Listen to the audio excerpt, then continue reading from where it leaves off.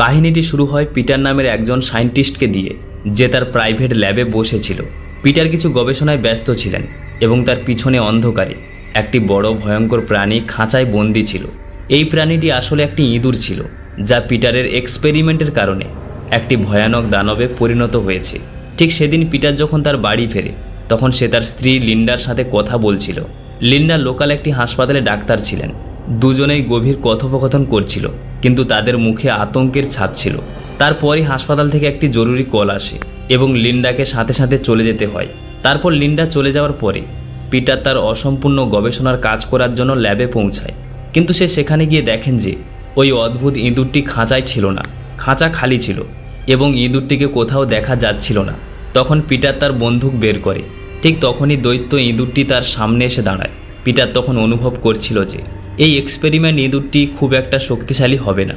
তাই তিনি ইঁদুরটিকে শান্ত করার চেষ্টা করেন এবং তার প্রচেষ্টা ব্যর্থ হয়, কারণ এখন এটা কোনো সাধারণ ইঁদুর ছিল না। সেই ইঁদুরটি পিটারকে আক্রমণ করে এবং তাকে এক আঘাতে মেরে ফেলে। তার পরদিন সকালে আমরা অ্যালন নামের একজন বায়োলজিস্টকে দেখি, যে তার স্ত্রীর সাথে ঝগড়া করছিল। শেষ পর্যন্ত ঝগড়া অনেক বেড়ে যায় এবং তার স্ত্রী বাড়ি ছেড়ে চলে যাওয়ার সিদ্ধান্ত নেয়। কিছুক্ষণ পরে অ্যালন এবং তার পার্টনার জুলি পিটারের বাড়িতে পৌঁছায়। আসলে পুলিশ জুলি এবং অ্যালনকে পিটারের মৃত্যুর ক্ষেত্রে এক্সপেরিমেন্ট রিসার্চের জন্য ডেকেছিল, কারণ পিটার খুব অদ্ভুতভাবে মারা গিয়েছিল। এরপর পুলিশ পিটারের লাশ দেখতে অ্যালনকে ডাকে। অ্যালন দেখলেন যে তাকে খুব খারাপভাবে আঁচড়ে আঁচড়ে মেরে ফেলা হয়েছে। পুলিশের সন্দেহ পিটারকে কোনো বন্য প্রাণী আক্রমণ করেছে, কিন্তু অ্যালন তা বিশ্বাস করতে পারেনি, কারণ আজ পর্যন্ত শহরের এই এলাকায় বন্যপ্রাণী সংক্রান্ত কোনো ঘটনা শোনা যায়নি। কথাটা শুনে তার একটু অদ্ভুত লাগছিল, কিন্তু এখন তাকে পিটারের মৃত্যুর আসল সত্য জানতে হবে। এদিকে পুলিশ ও পিটারের স্ত্রী লিন্ডার কাছ থেকে কোনো সুনির্দিষ্ট তথ্য পায়নি, কারণ তিনি হামলার রাতে হাসপাতালে ছিলেন। তবে অ্যালনের মনে হয়েছিল যে লিন্ডা কিছু না কিছু অবশ্যই লুকাচ্ছে এবং সে তাকে সন্দেহ করতে শুরু করে। তারপর রাতের সময় আমরা একজন ড্যান্সার মেয়েকে দেখি, যে তার কাজের শেষে একা বাড়ি ফিরছিল। সে প্রত্যেক দিনের মতো একটি অন্ধকার নির্জন রাস্তা দিয়ে হাঁটছিলেন, কিন্তু হঠাৎ সে তার পেছনে একটি অদ্ভুত শব্দ শুনতে পায়। সে যখন পিছন ঘুরে দেখে, সে একটা লোম ভর্তি প্রাণীর ছায়া দেখতে পায়। মেয়েটি তখনই পালানোর চেষ্টা করে, কিন্তু প্রাণীটি কিছুক্ষণের মধ্যেই মেয়েটিকে মেরে ফেলে। সে খুব শীঘ্রই পিটারের মতো মেয়েটিকে ছিঁড়িয়ে ছিঁড়িয়ে খেয়ে ফেলে। ঠিক সেই মুহূর্তে লিন্ডা অ্যালনকে কল করে তার বাড়িতে ডাকে, কারণ সে গুরুত্বপূর্ণ কিছু কথা বলতে চেয়েছিল। অ্যালন যখন তার কাছে পৌঁছায়, তখন লিন্ডা তাকে তার বাড়ি থেকে পিটারের প্রাইভেট ল্যাবে নিয়ে যায়। তারপর তিনি অ্যালনকে তার স্বামীর গবেষণা দেখান। এরপর অ্যালন পিটারের গবেষণায় প্রচুর পরিমাণে ইউরেনিয়াম পান, যা তাকে অবাক করে দেয়। তিনি বুঝতে পারছিল না কেন পিটার এত বিপজ্জনক তেজস্ক্রিয় পদার্থ ব্যবহার করতেন। লিন্ডার মতে তার গবেষণায় পিটার এমন ঔষধ তৈরি করতে চেয়েছিলেন যা মারাত্মক রোগ ঠিক করতে পারে। তারপর তিনি বলেন যে পিটার প্রায়শই ইঁদুরদের মতো প্রাণীদের ব্যবহার করতেন তার পরীক্ষা নিরীক্ষার জন্য। এর পরের দিন অ্যালন পুলিশের কাছ থেকে জানতে পারে যে গতকাল রাতে পিটারের মতো আরও একটি খুনের ঘটনা প্রকাশ্যে এসেছে। ওই মেয়েটির ছবি দেখে অ্যালনের সন্দেহ বাড়তে থাকে। তিনি মনে মনে নিশ্চিত ছিলেন যে এই আক্রমণগুলির সাথে পিটারের পরীক্ষা নিরীক্ষার কিছু সম্পর্ক রয়েছে। এরপর তিনি পুলিশকে পিটারের গবেষণার কথা জানান। অ্যালনের মতে পিটার যে ইঁদুরের উপর পরীক্ষা করেছিলেন, তেজস্ক্রিয়তার সংস্পর্শে আসার কারণে এর ডিএনএ পরিবর্তিত হয়েছিল এবং সেই ইঁদুরটি একটি ভয়ঙ্কর রূপ নিয়েছে, যে এখন মানুষকে হত্যা করছে। অ্যালনের কথায় পুলিশরা মোটেও বিশ্বাস করেনি। পুলিশরা মনে করছিল যে একটি সাধারণ ইঁদুর অদ্ভুত দানব হয়ে যাওয়ার গল্পগুলি কেবল চলচ্চিত্রেই ঘটে, কিন্তু অ্যালন তার কথায় অনড় ছিল। এরপরে অ্যালন এবং জুলি লিন্ডার বাড়িতে পৌঁছায়। অ্যালন জুলিকে গাড়িতে অপেক্ষা করতে বলে এবং একা লিন্ডার বাড়িতে যায়। তিনি দেখলেন যে বাড়িটি সম্পূর্ণ খালি, কারণ লিন্ডা এখন পুলিশ স্টেশনে রয়েছে। কিন্তু তারপর হঠাৎ ওপর থেকে অ্যালন অদ্ভুত আওয়াজ শুনতে পায়। সে সাথে সাথে তার বন্দুক বের করে উপরের দিকে এগোতে লাগে। সেখানে পৌঁছানোর সঙ্গে সঙ্গেই হঠাৎ সেই ভয়ঙ্কর প্রাণী অ্যালনকে মারাত্মকভাবে আক্রমণ করে। অ্যালন তার সমস্ত শক্তি দিয়ে প্রাণীটির সাথে লড়াই করে এবং জুলির সাহায্যে কোনোরকমভাবে তার জীবন বাঁচে। জুলি তখন অ্যালনকে তার বাড়িতে নিয়ে যায় এবং তার ক্ষতগুলিতে ঔষধ লাগাচ্ছিল। তখনই কয়েকজন পুলিশ সদস্য সেখানে উপস্থিত হন এবং অ্যালনের ওপর হামলার কথা তাদেরকে জানান। অ্যালন বলে যে ও একটি বড় ভয়ঙ্কর প্রাণী ছিল, যে এটি অবশ্যই পিটারের এক্সপেরিমেন্ট করা ইঁদুর। এখন পুলিশরা অ্যালনের কথা কিছুটা বিশ্বাস করে, কিন্তু তারা বুঝতে পারছিল না কেন এই ইঁদুরটি পালিয়ে না গিয়ে পিটারের বাড়িতে রয়েছে। তখন জুলি বলেন যে এক্সপেরিমেন্ট করার সময় পিটার ওই ইঁদুরটিকে তার বাড়িতে রেখেছিলেন, তাই ওই ইঁদুরটি মনে করে যে পিটারের বাড়িটি তার বাড়ি। কিছুক্ষণ পরে আমরা একজন মহিলাকে দেখি যে মেকানিকের কাছে তার গাড়ি মেরামত করছিলেন এবং ততক্ষণে দোকান বন্ধ করার সময় হয়ে যায়, তাই দোকানের মালিক তাকে আগামীকাল সকালে আসতে বলেন। কিন্তু মহিলাটির কিছু জরুরি কাজ ছিল, সেজন্য সে গাড়িকে এখনই ঠিক করতে বলে। অবশেষে মেকানিক গাড়ি মেরামত করতে শুরু করেন। হঠাৎ সেই একই ইঁদুর তাকে আক্রমণ করে এবং তাকে আঁচড়ে আঁচড়ে মেরে ফেলে। এরপর ওই গাড়ির মালকিনকেও রেহাই না দিয়ে তাকে নির্মমভাবে হত্যা করে খেয়ে ফেলে। তার পরের দিন অ্যালন লিন্ডার সাথে দেখা করে এবং তাকে জানায় যে সে রাক্ষস ইঁদুর তাদের বাড়ি তার বাড়ি বলে মনে করে। এর মানে এটা হলো আজ না হয় কাল সে অবশ্যই ফিরে আসবে। তার জন্য অ্যালন সেই ইঁদুরটিকে এখানে ধরে মেরে ফেলার প্ল্যান করে। এই কথা শুনে লিন্ডাও অ্যালনকে সাহায্য করার সিদ্ধান্ত নেয়, কারণ সে তার স্বামীর মৃত্যুর প্রতিশোধ নিতে চায়। কিন্তু জুলি অ্যালনের পরিকল্পনায় মোটেও খুশি ছিল না, কারণ এটি খুব বিপজ্জনক ছিল। ঠিক সন্ধ্যায় আমরা একটি রেস্টুরেন্ট দেখি যেখানে প্রচুর গ্রাহক বসেছিল। সেখানে নটান নামে একজন পুলিশ সদস্যও উপস্থিত ছিলেন। এখানে রেস্টুরেন্টের সকল কর্মচারীরা নিজেদের কাজে ব্যস্ত ছিলেন।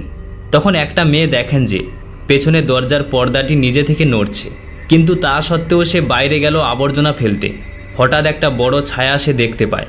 সেই ইঁদুরটি কয়েক মুহূর্তের মধ্যে মেয়েটিকে আক্রমণ করে। মেয়েটি ভিতরে গিয়ে তার সহকর্মীর কাছে সাহায্য চাওয়ার চেষ্টা করে এবং তার এক সহকর্মী হেডফোনে গান শুনছিল, সে কারণে সে কিছুই শুনতে পায়নি। তারপর কিছুক্ষণের মধ্যেই ওই রাক্ষস সব শ্রমিককে মেরে ফেলে। তারপর গ্রাহকের দিকে এগোতে লাগে।